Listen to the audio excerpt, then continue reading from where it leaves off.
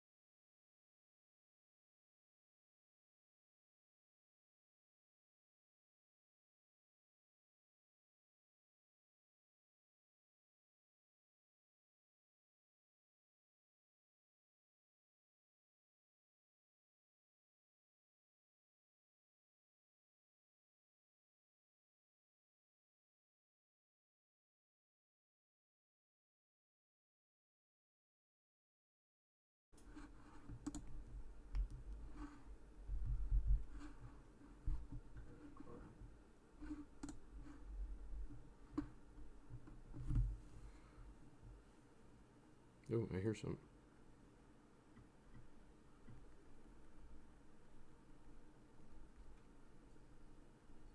I can hear you clicking. Well, let's do this then. Let's actually...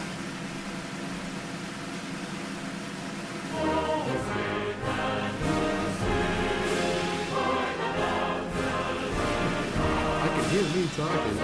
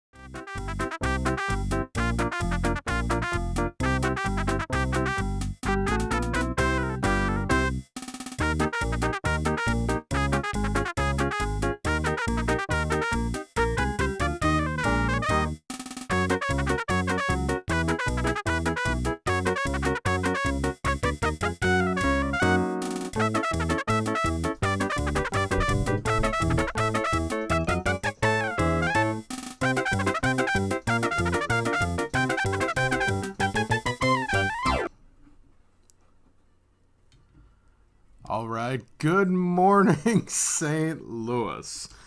Papa Bear finally got in through the emergency airlock, and we circumvented Hal, and we finally got live out on the radio here through the interwebs.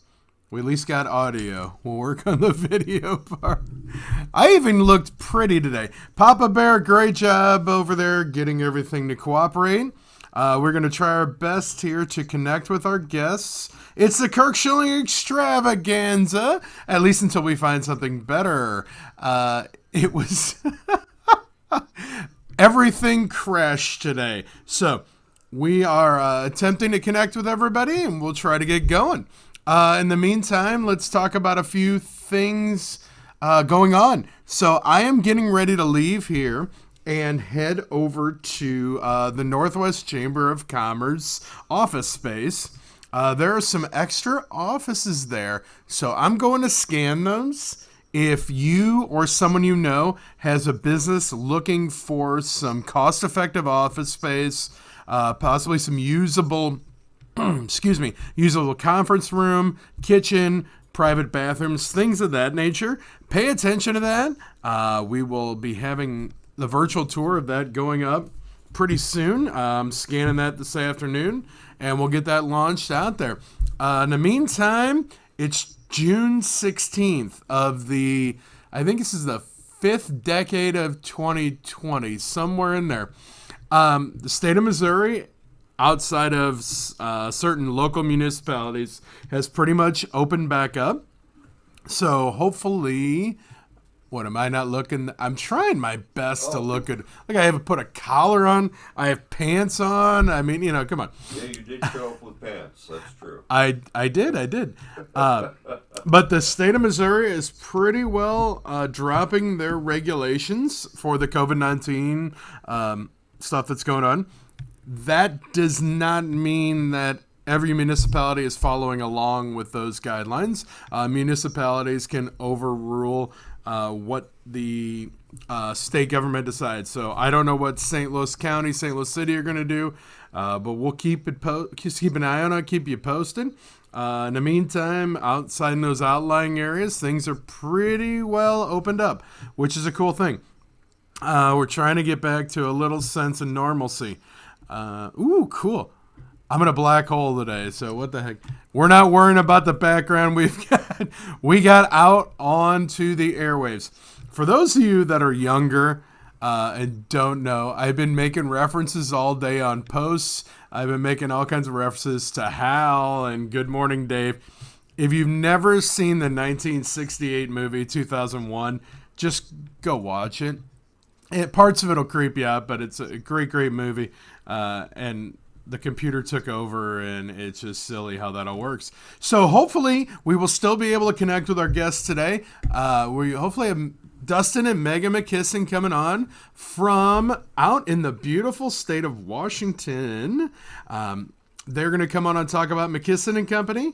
And then I've got my very, very good friend, Joe Nesbitt, coming on to talk about the Colleen Nesbitt Memorial Foundation. And hopefully he's still going to be able to get on. A little delayed on everything. Papa, how are we looking over there? Just about to get Megan and Dustin on. Excellent. So we got them connected. That's good. Boy, it has been a morning here at Ferguson USA Hot Talk Radio. Definitely a little crazy. So we're working through all the troubles. Basically rebooted the entire computer system. Hey, look at it this way. At least the weather's pretty outside. And I'm not worried about if Dustin's mad at me. If Megan's mad at me for getting her up early, I apologize. But I'll do that here in just a second as we try to get everything connected and talk to some good friends of mine, Dustin and Megan, who I just kind of found out they moved to Washington, but they do a lot of business with companies all throughout the nation, including here in St. Louis, which is a kind of a running joke. I think it's their adopted hometown. So as soon as we can get them on, it's getting closer. I'm watching Papa Bear. He's clicking. He's trying to get things to cooperate. It's like I said, it's been a morning. Nothing technologically is cooperating. Is there a solar flare or something today that we missed about? Did that asteroid buzz too close? We're not sure. But we're going to try and get this all worked out here as quick as possible. Otherwise, usually I would talk about sports or something. There's a few things coming back. NASCAR's been doing some racing. I think they're actually going to have a limited number of fans coming up here soon, which is kind of exciting. I heard if you're really into fireworks, the Gateway Grizzlies over on the Illinois side, I think they're having like a parking lot 4th of July party. I don't know a ton about what's going on with that because I just got like an email and kind of briefly glanced in it. And this is called Fill Time. This is me doing my best to not have any dead air and sound awful on here. You know, we're kind of covering things here. The world just crashed down here on. Ooh, I see them. Whoa! I hear Megan. I'm trying to make it work. Dustin's got a thing over his face. Oh yeah. Well. That's better. All right. Good morning. How are you two? We finally. Oh, jeez. It's just been a morning, so we're connected. How are you guys doing? Glad to have you on. Thanks for being with us. Hi, Kirk. How are you? We're trying to get Dustin in the picture. Can we? Oops, throwing stuff on the floor now. Papa Bear's working on it. Huh? The mouse probably got eaten by the gremlins this morning, I'll tell you what. All right. So, coming on here, we've got Megan and Dustin McKisson. I can't even talk this morning, jeez. So, they have founded and created McKisson and Company, and we're going to talk a little bit about what led to that creation and what they do to... Papa's working on moving things too, and what they do for businesses and things of that nature. So, good morning. Welcome on the show. Sorry it's delayed like crazy here today, but yeah, the gremlins in this world have to act funny sometimes. So, good morning, and let's talk about McKisson and Company. Good morning. Hey, Kirk. Good to see you again. Good to see you.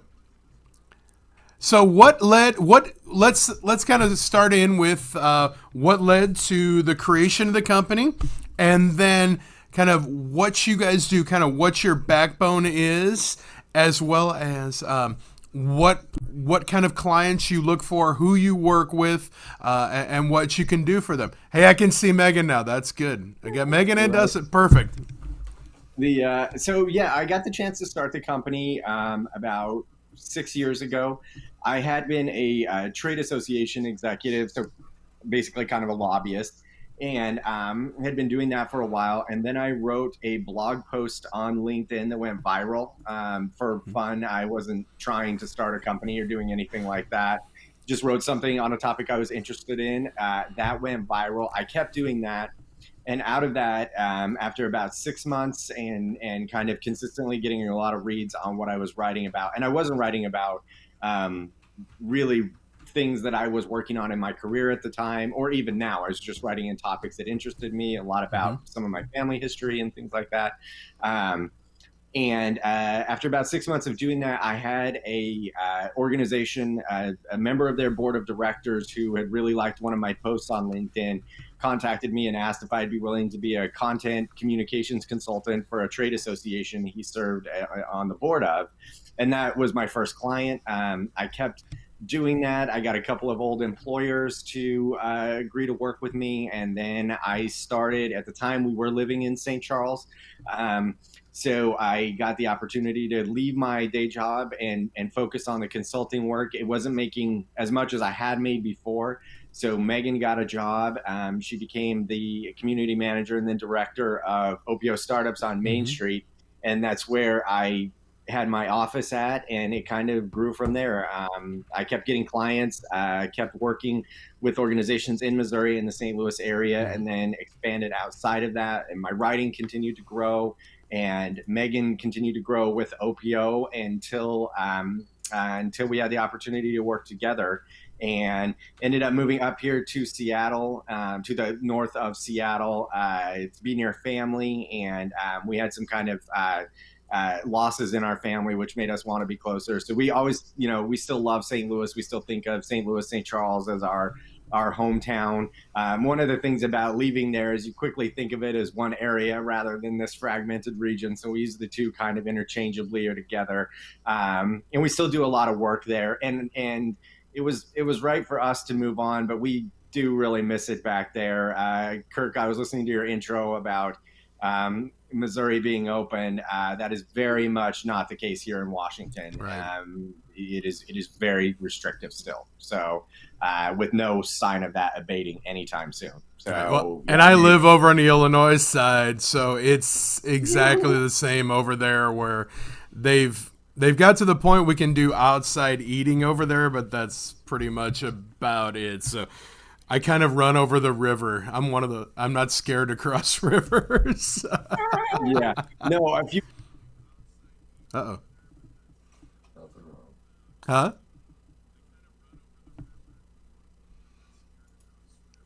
What happened? Nothing, we got it. It's all good. It's all good? Okay.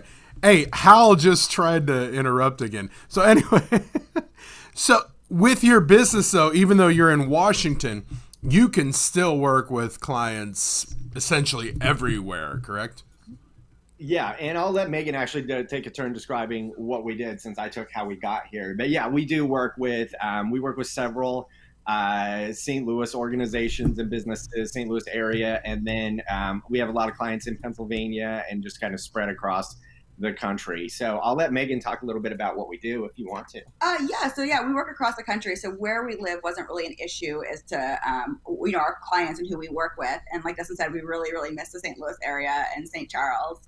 But things happen in your life and it's time to move on. So we're here, and like Dustin said, we work with clients in like civic initiatives, a lot of economic development, and regulated industries.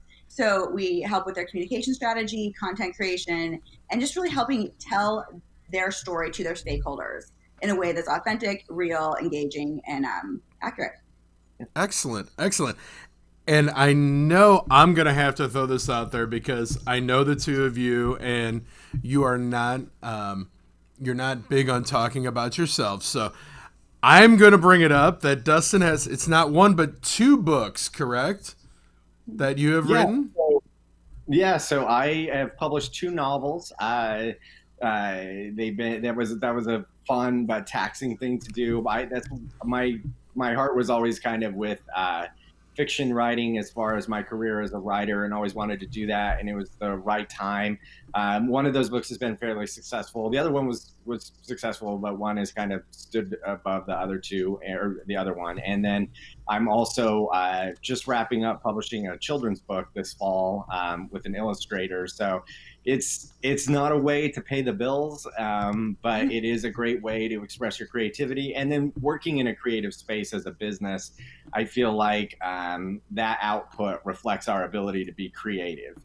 So, it's one thing to be an agency or to be a consultant and say you can create original, compelling things for your client, but then a novel sort of stands as an advertisement for that on its own, and it is super rewarding. So yeah, I've done that a couple of times. And I feel like it honestly directly connects to the work we do with clients, because everyone wants to see the content and what's going out, but the most valuable part is the communication strategy. Like, what are you saying? How are you saying it? And sometimes I think people get so enamored in their worlds, it's hard to think outside of that box. So having a creative talent there can just really helpful, and I think brings a higher quality to our clients, on top of being an awesome thing to do. Yeah. Right. Yeah. Oh, absolutely. And I think that goes across the business world, whether you're a small business or a large corporation. You can say your message over and over and over and over again, but if it's the same message and it's not getting through to people, it's a big help to have somebody else look at that and say, maybe we should try it this way to try and get your message across to people. God, my English is terrible today. We were actually brought in by another media agency. This was kind of crazy because they had a water testing client, and it was mainly for like medical use, I believe. And they wanted to open into the private market space for like houses. And it was like not this marketing group is like, oh, the branding, the imaging, and everything, which totally matters. But how you would actually get someone in their home to purchase a product that tests that a safe product has already been tested by the government. Don't worry. Don't worry. Hal is being difficult today. The computer has now officially been named Hal. Okay. Are we back? There, we're back. Yeah. Okay. So the books are fun. They're a great outlet for creative output, and I also just think, it is a general kind of philosophy thing. I think people, and I definitely did this for a long time, try to load too much into their job. It's supposed to be the thing that pays your bills. It's supposed to be some outlet for you to express yourselves in some way, and it's all these things. And sometimes a job really shouldn't be all of those things. So our work that we do with the clients is what pays the bills, and this gives me an opportunity to kind of flex my creative muscles and have fun. And I think that learning to separate those two was a big part of me being able to move our business forward, and me being able to be a happy person, just to be honest. So yeah. Excellent. I think that is something we all have to kind of come to grips with. I think when we get older, we start going, yeah, maybe I need to start doing things in a different way. This is what you want to find enjoyment from what you do that pays the bills. You have to, if you absolutely despise what you're doing every single day, it'll make you old quick. But when you find joy in it, it makes a difference. Yeah. No, I have a passion for paying our mortgage and a passion for writing novels, and those two things did not coincide. So I had to figure out how to separate them and be able to have that both. So this was a way. Well said. Yeah, absolutely. I like that. I might borrow that.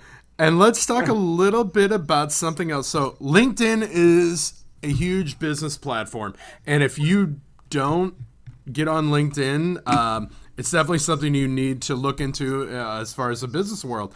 And, Dustin has, what is it? I don't know how many hundreds of thousands of people follow him on there. But that's not the important part of this conversation. The important part is the LinkedIn interview series called The Megan Show, right?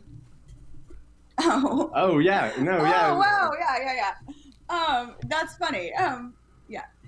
Dustin's talked about LinkedIn for so long. I could almost feel him be like, we're gonna do this again, and then be like, oh. Yeah, no, I got to the point with LinkedIn where it was kind of like when you're a band and when you're like an oldies band and people only care that you play that one song and they would prefer you play that 3 times and get off the stage.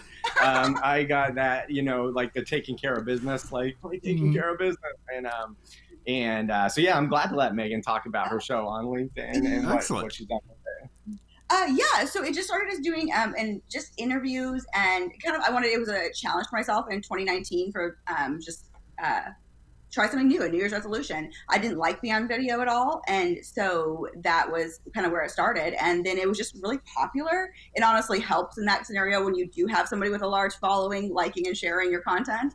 And then I did a summer of entrepreneurship last year where we just did, I think it was 20 entrepreneurs, and mainly in the St. Louis area and also Pennsylvania.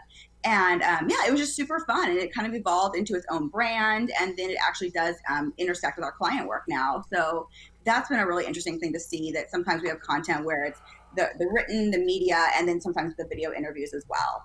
And then often sometimes we even had a city we worked with where I was the interviewer for their webpage, so basically when you clicked on each person's bio and you heard about the police chief and the fire chief and all these different entities that I'm the interview person, the host. Oh, excellent. So that was yeah, so it's just kind of a lark that's kind of turned into something, but it's really fun. Oh, heck yeah. And that's kind of where this show is trying to evolve to is, you can have a commercial, you can run a paper ad, you can send out an email blast, but to have 20, 25 minutes to just sit there and be yourself and describe what you do, who you're looking for, and how you can help clients is kind of where this is trying to evolve to be a focus for, all kinds of businesses and things like that to talk about. And, when you can have 2 great people and good friends all the way from Washington State get out of bed early to come on, that's kind of cool, I think. This is the earliest I've been dressed since COVID happened. Oh, that's too funny. I won't bring up the story we talked about off the air about the I Zoom. still wanted to talk about that. Do you want? If you want to talk about it, I think it's hilarious. But if you want to talk about it, let's talk about that because this is good stuff. everyone's on Zoom, which is awesome, and I feel like actually has a lot of great business value for lots of different ways for all of us. And Dustin and I travel a ton, so it's been able to cut down that. It's great. Having said that, sometimes you're like on the 12th Zoom call of the day and you're like, I would just really love a cigarette right now. Like, it would just be really awesome to smoke through this call. And then you're like, what's the etiquette for that? Like, people are so, like, literally if you had heroin, they would be less concerned than if you had a cigarette. So I'm like, and then it's like, is it a client that you're like, or like, you're in some sort of like board meeting or some sort of call you really don't want to be on. You're like, all right, this is the one. So yeah, we talked about that. Oh, absolutely. Hanging out the window, is it appropriate? Is it not? You could just click the video off and be like, I don't know what happened. It's tech problems. It happened, Hal. Believe me, I know. 35 minutes worth today. No, there was, well, I mean, Kirk actually, so I posted this on Facebook, and Kirk was like, well, you could just hang out the window. And I'm like, I don't have pants on. Like, so you're hanging out there smoking whatever's happening in the meeting. Exactly. And we're like, oh shit, we got the wrong camera with us. Right? People are walking by outside going, It's those McKissin kids. We don't know what they're up to. We just... Yeah. We're just having fun. Exactly. So, what? Oh, sorry, go ahead. No, go ahead. I was going to say, so we're going to share your information out there and stuff like that. Who are some people that can really benefit from speaking with you guys to help expand what they're looking to do? Who's some clients that you would really like to get in front of or be introduced to, or kind of your niche market? So we work with a pretty wide variety of businesses and organizations. We work with a lot of economic development type organizations around the country, including in St. Louis. But we also have worked with a pretty sizable healthcare company. We've worked with a supply chain company for a long time. We work with, fintech. We work with financial services. Kind of one of the commonalities there, though, is that if you need content or communication strategy, if you need to know how to talk about something that's complex and often driven by regulation, we tend to fit in that niche really well. And making that type of, I don't mean this to sound harsh, but often boring. It's not always boring, but dry or sometimes a little bit technical, or in the case of healthcare, really intricate. Basically, making that compelling and making that an exciting thing to engage with, whether that's in a blog, in an article we get placed for you, in some of the video work Megan does. And that was my background originally. My background actually is in public policy. That's what my kind of education and career was. And so we've kind of melded this communication success and some of that knowledge and experience into something that works with those. But in the 6 years I've been doing this, I've worked with a huge variety of companies. The only one that really didn't work was a company that installed landlines in offices, because there's just no fun way to talk about that. And that was in a stage 2 that I think is probably familiar with some of your viewers and some of the people that have been on this show, where you're essentially taking anyone who will give you a paycheck, and but that otherwise, we've been able to make it work. And we have a lot of really long-standing relationships with the companies we work with. Yeah. Excellent. That's funny how you bring that up, because I've had that conversation with a few people recently who are just going, I really don't like this client, but everybody needs a paycheck. Everyone's wanting to bring money in, but how do you make landlines fun? It's funny that people still have them, but I guess, some of them you need, You can't do that. Yeah, I didn't know. And I think honestly too, I mean, just to be totally transparent with the economic impact of COVID, I think a lot of people, I know we had reached a point kind of right before it started happening where we could be selective and focused in who we were. And now we've had to be a little bit more flexible in that, and going back to looking at it as, we need to meet our basics. We need to pay ourselves, pay our bills, all those sorts of things. And I think that's one of the ways we've honestly had to adapt in the aftermath of this. And we're lucky that that's how we've had to adapt, right? That we're still able to get clients, and we just have to be maybe more flexible in our pricing models or what we do for them. But yeah, I think a lot of people are in that space in the start, and a lot of people are back in the places they started because of everything that's happened.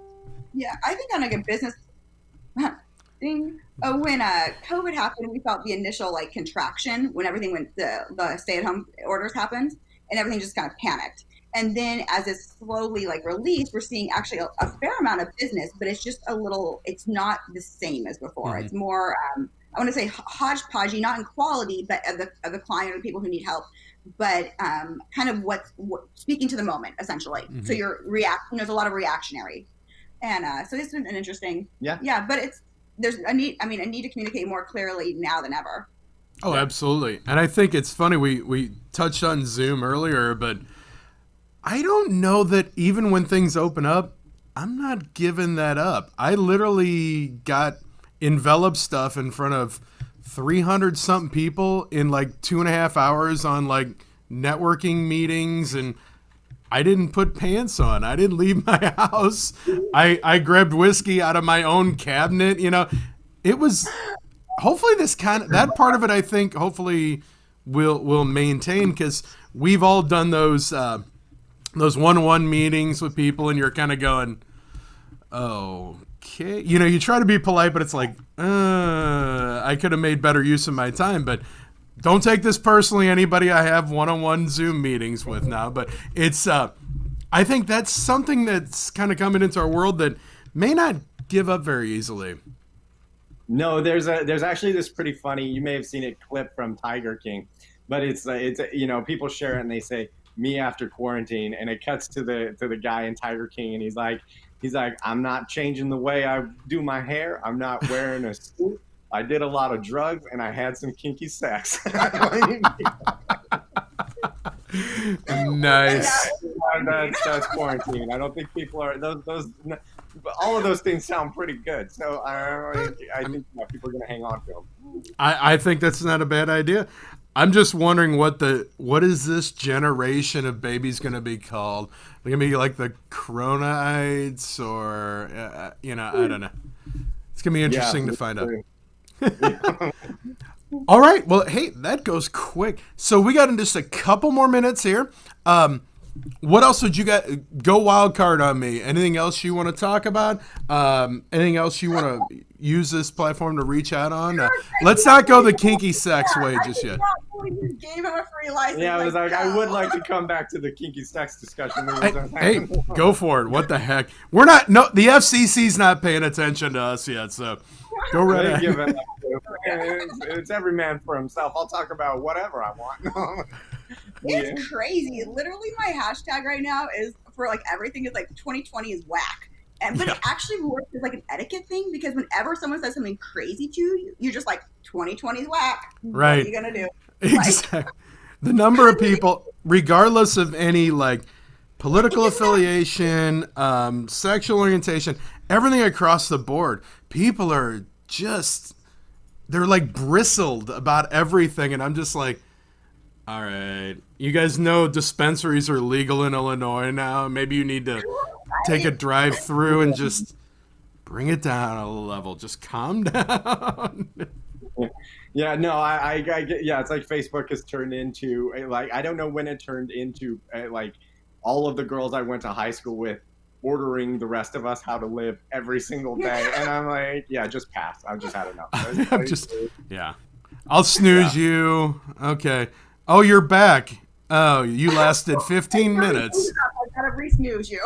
Right. No, but seriously, with so much of our platform and work being on LinkedIn, we're not social media consultants, but it does require us to be, exposed to the media quite a bit. And then with my writing with those things, and it's just reached a point where it's like, it's unfortunate. It's unfortunate to have to log on, because that's what you have to do. You have to log on, but then you're like, oh my God. I think it's really affected your writing, because like Justin's a columnist for CNN and CNBC and Inc. and a bunch of media platforms, and just kind of seeing behind that curtain has been really, and like you always have an awareness, like that's part of what you do for your job, but profession, but it's been really disheartening, and I think he had a hard time with that.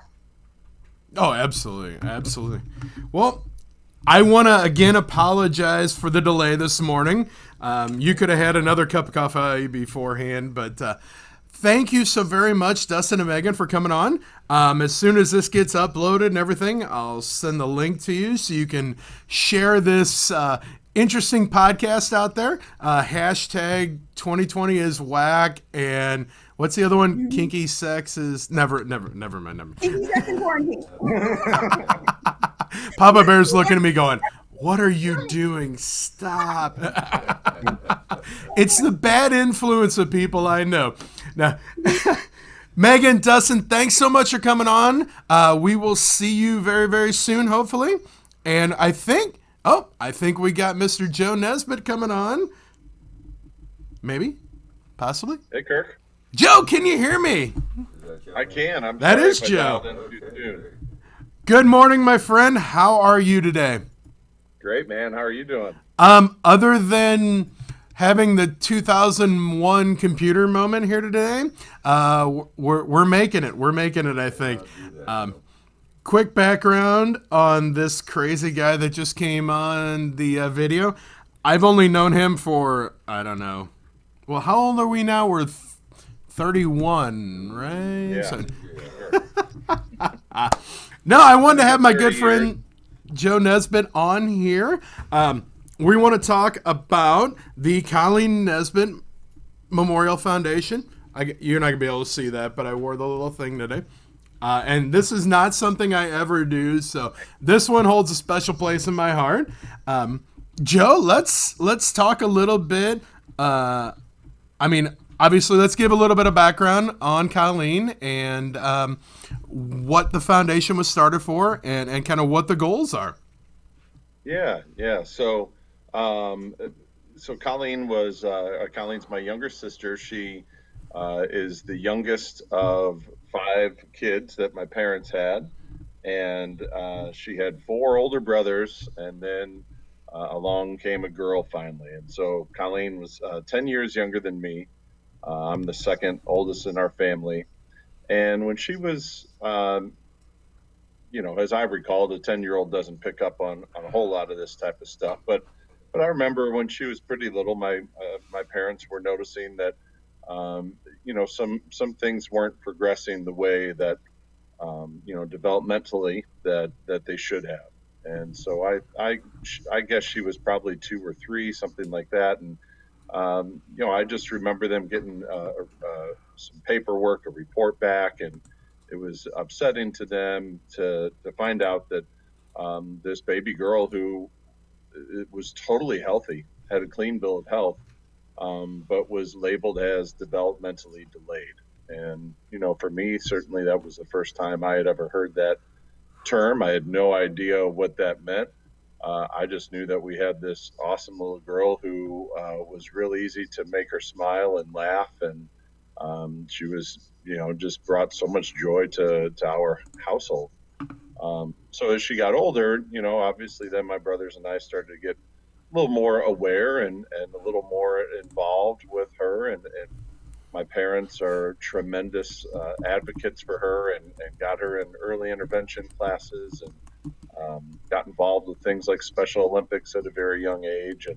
And so our family just kind of naturally went in that direction to find every resource available, to create every opportunity for Colleen's life and her many friends that she was making and who became our friends, our dear family friends. And so that actually, I went into special education, became a special education teacher, completely motivated by that. And again, still very healthy, but, just her, well, you remember Kirk, her speech was delayed and, independent living probably wasn't going to be on the radar, at least, not totally self-sufficient and independent. So when she was, let's see, I'm trying to do the math here real quick. I guess about 26 or 27, She was over at one of my brother's houses one night and had a seizure. We had never seen that from her before. It was I guess a grand mal seizure.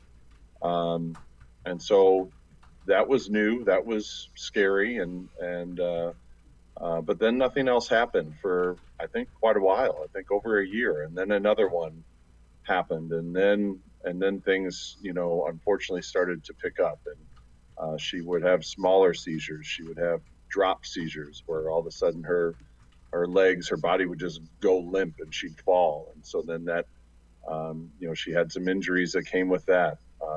Was in a wheelchair because you just never knew when one of those was going to happen, and cause a lot of damage. So, um, and then I believe it was the day before Thanksgiving of 2016.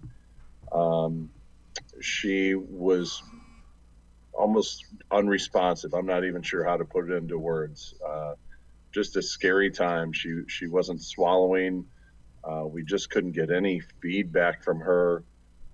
Couldn't get her to eat anything. And so my parents and I actually took her to the emergency room that day. And unfortunately, she never came back home.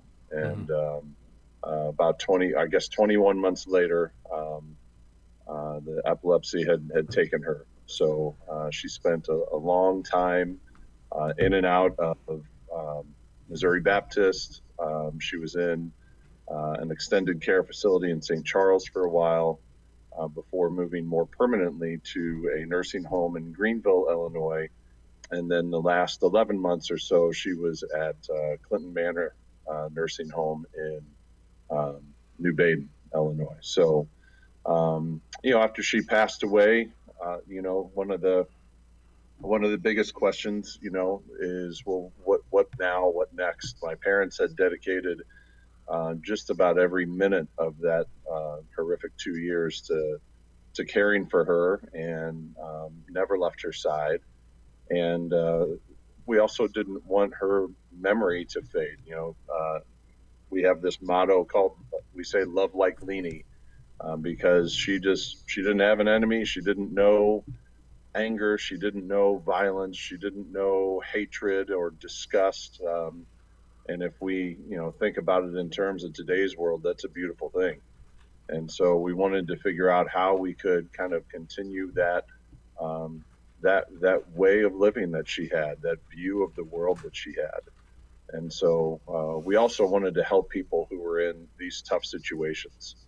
Um, I can't speak for anybody else, but for me, certainly, really had taken for granted what it was like to be a family member of someone who was sick and in and out of hospitals and long-term care facilities, and it's very tough, and it's taxing and draining, and it's costly, and there's a lot of people out there who are living that nightmare, and we decided we got to find a way to help them.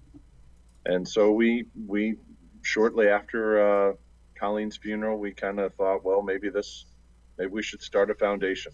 And we waited a little bit, waited for our emotions to come down a little bit, and for the dust to settle, and we end up kind of getting things off the ground. We're still really quite new, um, but we went through all the steps of legally what it takes to set up a foundation, a charity.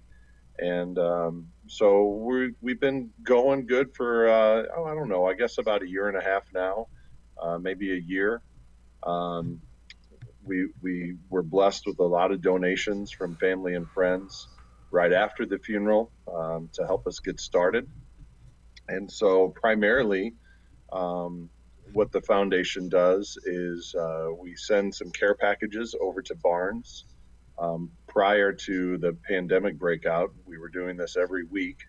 Of course, that's all kind of come to a halt. So during the pandemic, we haven't been able to do a whole lot, but the care packages just include, some items for the family members of ICU patients. These are people who, and again, we're blessed to just live across the river in Belleville, 25, 30-minute drive to Barnes or to wherever she was at in most cases. but other people live 50 miles, 100 miles, 150 miles away from St. Louis. And so in the care packages, we include toothbrushes, toothpaste, hand sanitizer, just some of those little comforts of home that we take for granted. And the other big thing that our foundation does is we go out to Clinton Manor facility where Colleen lived for about the last year, and we love the people there. The staff are wonderful. The residents are some of the most incredible people you'll ever meet, that ever be around.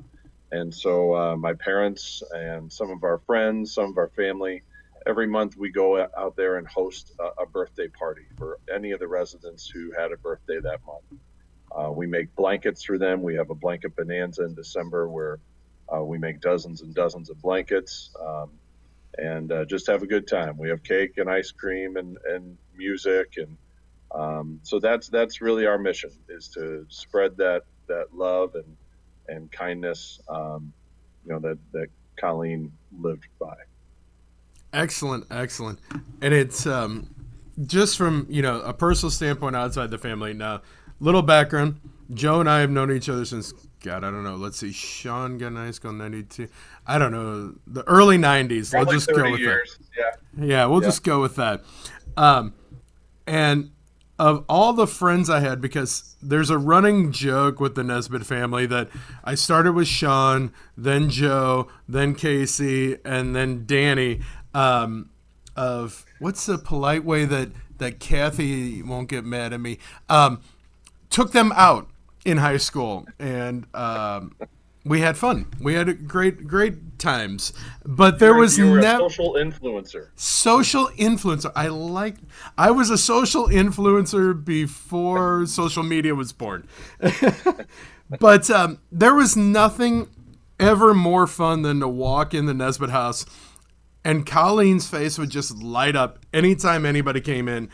And it was like, no matter how whatever was going on in your day, it would just hit you. It hit you right dead center, and you just couldn't not be happy. You couldn't not have your day lifted up just by seeing her. That's accurate. Yep. I was fortunate to be a teacher at the high school that she went to at Belleville East High School. So I got to, see her in that role as a student. And there were a couple summers where I got to actually be her summer school teacher. And it was just an awesome blessing. And she certainly wasn't the only one, who lived that way. It was great to see her with her friends and her comrades. And they're just the easiest people to be around. And Colleen never met a stranger. We had a running joke in our family where we would go out to the store or to a restaurant, and somebody would come up and say hi to Colleen, and we'd say, "Well, Colleen, who was that?" And she'd say, "I don't know." So she, there were a lot of people that knew her. She didn't always know them back, but she certainly treated everyone with just a lot of appreciation, a lot of love. Oh, absolutely. And, let's make light of a horrible situation. When Colleen passed away, I don't know how long people waited in that line at that wake, but there were so many people lined through that church. It was literally in and out of the pews, and I ended up having to pull semi-adopted family rank because I had to cut the line, and I'm sorry to anybody I cut in front of, but I did, and I'm not going to apologize totally for that. But that, and then, the balloon release and everything with it was a true testament to how many lives she truly touched, and she just was her. It was just her being her, and the number of lives that she touched throughout this area and beyond. Yeah, it was. You certainly never want to go to the funeral for a loved one, but like you said, it was very special, and we realized on how many levels how blessed we were to have Colleen for 32 years, and how blessed we still are to have all the people that that we're surrounded by. Yeah, there were families and people that waited 3 hours that afternoon, that evening. And so again, we want to honor that. Mhm. We just couldn't let that be the end of the story, the end of the tale. So we're still in the infancy stages. Mhm. We'd like to plan a big annual fundraiser, and we have some ideas, but we don't want to recycle other ideas that are out there. We're trying to develop some new things. So one thing that a few of us are doing actually here next month. There's a group of 12 of us who just kind of happened kind of organically, where we said we're going to go out and we're going to ride the length of the Katy Trail across. There it is, right there. Yeah, Yeah, Love I Life printed Katy. it. Yeah, yeah, good, good. And so one of our great friends, Keith Paget, said, "Well, why don't we take this event and turn it into a fundraiser?" Mhm. And so he set up a GoFundMe page, which is linked on our website. And, yeah, you have it printed off there, Kirk. So that's pretty cool. And a couple of us, who might have been on the fence about, I don't know if I'm really going to ride this thing or not. Well, now they're in, because now there's money on the line and people are sending in donations. So we just ordered some orange jerseys today. Orange was Colleen's favorite color, Mhm. and we're looking forward to it. I'm praying for maybe a little kind of the weather like we have this morning would be ideal, and Right? not the typical Missouri, Illinois July humidity. So we'll see. Katy Trail right on the river in places. I'm sure it won't be humid whatsoever. Well, it's flat, or mostly It's flat anyway, right. so we'll take that. But Very it cool. has Very been, cool. yeah, it's been fun to get out and ride, and this certainly gives it new purpose. So Colleen would have loved it. She would have had my mom driving out to every trailhead from Clinton to St. Charles to catch a glimpse of us and say hi. So Oh, absolutely. yeah, we know she'll be watching down and giving us a hand, and maybe she can talk somebody in upstairs to blessing us with some good weather. That would be sweet. That would be sweet. That, or there is another side of this, because I was joking with Papa while we were trying to get everything running today. I think Colleen was playing a joke on me today because she knew you were coming on, and just everything quit working. And I just had to laugh. Like, she might make you sweat your butt off. You never know. That's true. Yeah, that's very true. Yeah. Just having some fun. Just have some fun. And, that's something that's really cool, too. Now, you may have to tag me into what the event was, but I just remember seeing pictures from, was it it was the prom thing that they did with the Poolhouse Foundation? Yeah. Yeah, the Pujols prom. The Poolhouse prom. That was pretty cool, I gotta admit. Colleen got to meet Albert Pujols, and I sure as heck never got to. Yeah, multiple times. Yeah, multiple times. So Yep. the Pujols Foundation, still very active in St. Louis, even after Albert left the Cardinals in 2011, after the 2011 season, and they put on a prom, for kids with disabilities, and I'm not sure exactly how it works, but a certain number of kids kind of get an invitation, and they can bring a guest. And so Colleen's good friend Andrew was always invited to the Pujols prom, and he would bring Colleen with her there for a few years. And so we got a limo and got them all set up, and they went and had a great time. And yeah, met Albert a couple times. We got some neat pictures. I wasn't there. My wife Crystal was there one time to help them. But what a neat thing that the Pujols Foundation does. And I can't remember off the top of my head where it was at. Maybe at the Chase Park Plaza. I'm not certain, but yeah, just an outstanding thing. And so poor Andrew, he's been like our little brother. to my brothers and I. And Andrew's dad passed away recently after a quick, sadly, battle with cancer. And so Andrew has had some loss, but there again, he's just like Colleen, and optimistic and hopeful, and he doesn't see the world through this jaded lens that much of the rest of us do. So he has every reason to be sad and down and upset, and he's just an amazing guy and one of Colleen's dear friends, and that gives us hope to keep moving on and see what we can do with this project we've started. Absolutely, absolutely. And we'll get all the information out on the links here. Papa is putting some stuff in there. We'll make sure those links are all shared out on there. I actually don't want to touch anything right now, so I don't break anything today, because there's no telling what's going on here. But well, it seems to be working fine on my end. well, that's good. That's the important part. That's the important part. And my buddy Joe, he's always been not on the Book of Face, so we'll tag Crystal in there and make sure it gets out there. Perfect. Yeah, I think my mom has a Facebook, I don't even know what you call it, page or whatever for the foundation. So we'll make sure that we circulate it Absolutely. to the foundation page also. Yeah, we definitely want to get that out there and make sure that everybody knows about that. So the GoFundMe is still active. It's on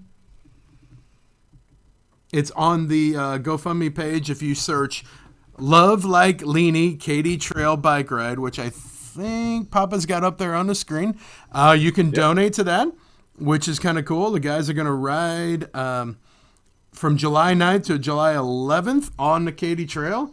And that will be something very exciting to raise money for the foundation. We will get things shared out there so that, if you want to donate, at some point, I'm sure there'll be a volunteer thing for some events and things like that people can get into. And we'll talk more, because as things happen, we keep talking that we can go remote with this. So you never know what we might do and have some fun with stuff, Papa's got a camera over there. We'll be following you. This is great. Excellent.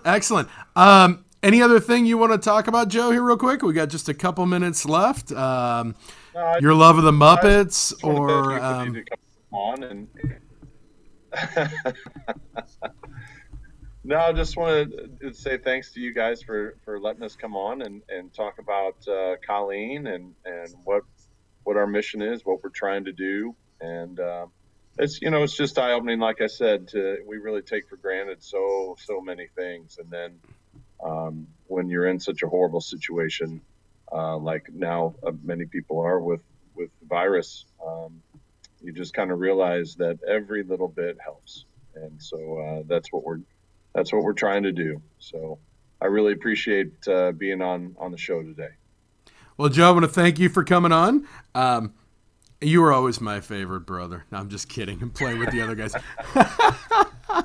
Colleen would say the same thing. Exactly. Well, tell the family I said hello. And we will hopefully see you very, very soon, my friend, where we can actually go out somewhere and share a drink or two and go from there. That'd be great, buddy. Take care. All right. Thanks so much, Joe. Have a great day. Right. We will talk to you soon. All right, ladies and gentlemen, I want to thank you all for your patience today. Kind of a crazy day. Hal finally decided to cooperate, even though he's now echoing in my ear, but that's okay. Whatever. It's sounding good out there, so we're rolling with it. Next week, we may have something very exciting. I'm working on the details of that. We had Trina Akins was on a couple weeks ago. She reached out to me. Their Miracles in Progress group There's something coming up. They've got an event which is seeming that it's going to move forward. So we definitely want to share that out there. And I might have to get Joe in contact with them. That could be a good connection. Remind me, Papa. Make a note of that. But that's going to be exciting, and we may have her on, and she may bring a couple of the families with her. So we're working on the details of that. So make sure you tune in here next week. Hopefully Hal cooperates next week. But everybody should be in studio. If you are getting out and about in the state of Missouri today, with everything being reopened, be careful out there. Be considerate of others. Be considerate of those servers and the wait staff, the cooks, things of that nature, the business owners. Everybody that owns a small business and family-owned businesses, they're just trying to get by, to reopen. I know there's some folks on the Illinois side. They've started to be able to open for patio seating, things of that nature, and they're struggling to stay by. So have a heart, be nice. If I hear about anybody not being nice, I'll have to scold you in some fashion. I'll call you out right here live on the radio. Make sure you share this page. Share the Ferguson USA Hot Talk Radio page. Share the Kirk Schilling Extravaganza page. If you're interested in talking about your business, whether it's for-profit, non-for-profit, whatever the case might be, definitely make sure you get a hold of me. Send me a message on Facebook. Send it through the page. You can even send it through the Ferguson USA Hot Talk Radio page. Whatever's easiest for you. Send me an email. Send me a text. Whatever. We'll get you on here. We'll talk about your business. Also, don't forget, there's plenty of airtime on here. If you've got a positive message you want to share with the St. Louis metro area and beyond, send a message to the page. Get a hold of Papa. That way, he can talk to you about the details about, putting some good content out here. I mean, I have good guests. That's what makes my show worthwhile. It's not me, trust me. But definitely get in contact with him so that we can get your message out there too. It's a way to put a positive spin out there, send out some good vibes. I want to definitely thank my guests today for being patient not only, but thanks Dustin and Megan McKisson for McKisson & Company coming to us all the way from the state of Washington. And of course, my good friend Joe Nesbitt and family coming on to talk about the Colleen Nesbitt Memorial Foundation. Once again, thanks to each and every one of you for being patient today and tuning in, sharing this stuff out. That way we can get these messages out there more and more. We'll try and get all that stuff shared out in the details of this post as well as the podcast, which will be up later.